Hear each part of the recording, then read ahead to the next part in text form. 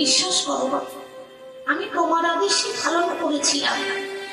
আমি আসার সময় নগ্ন হয়ে এসেছিলাম, কিন্তু ওই যে ব্রজের বাবা কৃষ্ণ, ওই তো মাঠের গুরুবার, ওই তো জগৎকে চালায়, তার ইশারাতে গাছের পাতা নড়ে।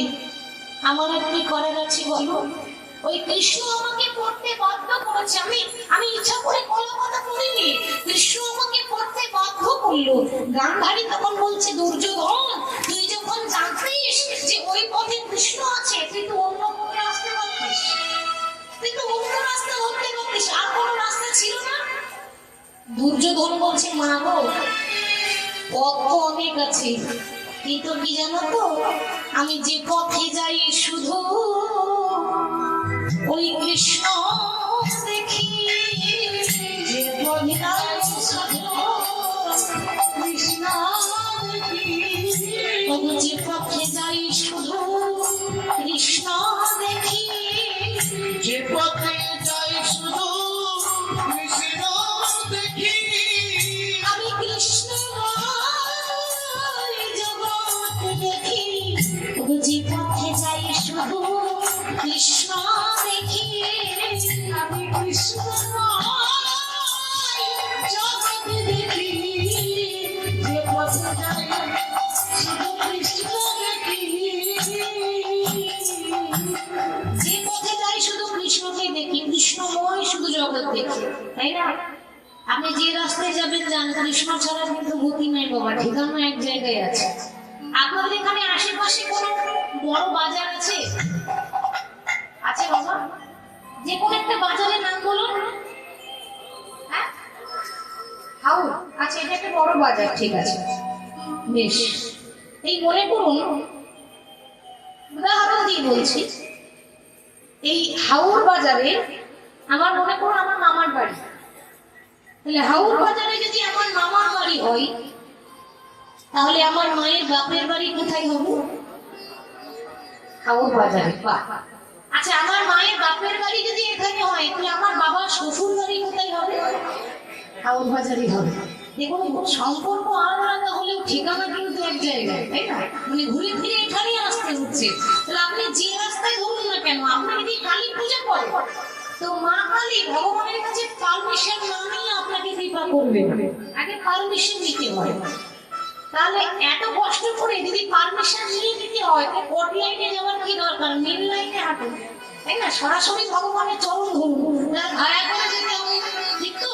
তাহলে যে পথে যাই আমি শুধু কৃষ্ণকে দেখতে পাই। এবার গান্ধারী যেমন তাকিয়েছে, অমনি সারা শরীরটা লোহার হয়ে গেছে, কিন্তু বাবা যে জায়গায় গলা পাতাটা পড়েছিল সে জায়গায় কিন্তু রক্ত মাংসের দেহ হয়ে গেছে, সেটা তো লোহা হলো না। বাকি হাত পা গুলো সব লোহা হয়ে গেছে, শরীরটা লোহা হয়ে গেছে। ঠিক পরের দিন কুরুক্ষেত্রের মাটিতে ভীমের সঙ্গে দুর্যোধনের যুদ্ধ হলো।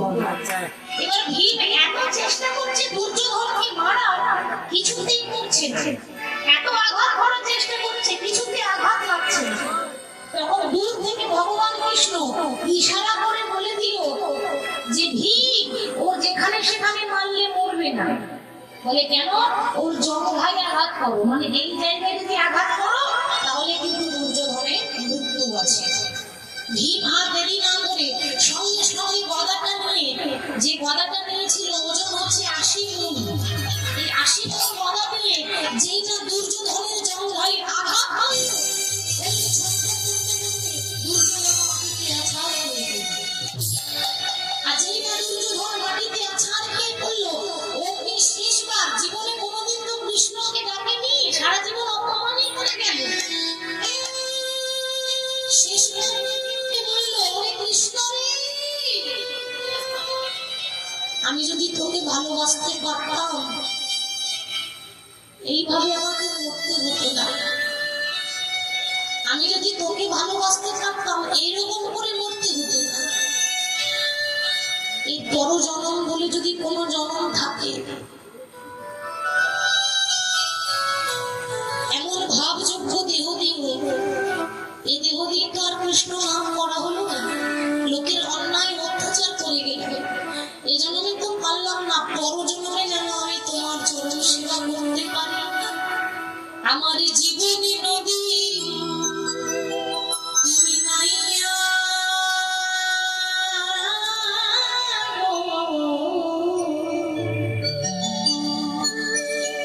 আমার ভবের খেলা সাঙ্গ হলো রে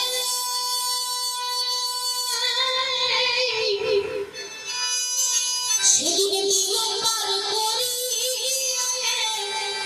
আমার জীবন নদী আইয়া আমার জীবন নদী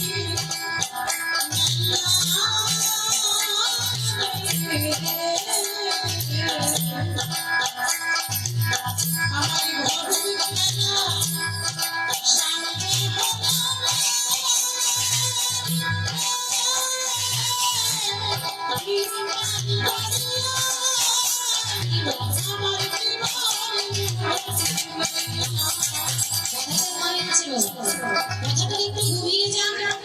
যেদিন আপনার সেই দিন আসবে সেদিন আমারও আসবে যেদিন আপনার জীবনে শেষ বিয়ে হবে সেদিন সবাই খাবে বিয়ের খাবার কিন্তু আপনি খেতে পাবেন না ঠিক তো মা আমাদের যখন শেষ বিয়ে হয় বিয়ের বরযাত্রী গোটা গ্রামের মানুষ আসে খেতে আমরা খেতে পাই না আপনি খেতে পাবেন না আর আপনার বিয়ের বরযাত্রী হবে আপনার ছেলে মেয়েরা বলো হরি যে বিয়ে হলে পরে কেউ আর আসে না ফিরে ওটা আমারও হবে আপনাদের হবে শেষ বিয়ে হয় সেই জন্য বলছে আমার জীবনে নদী নাইয়া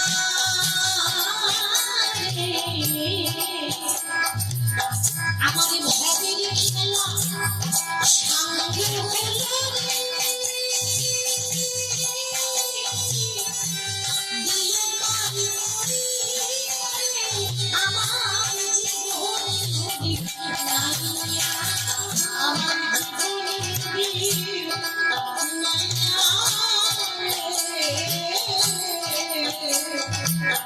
আমার ভবের খেলা সাঙ্গে হলো রে আমার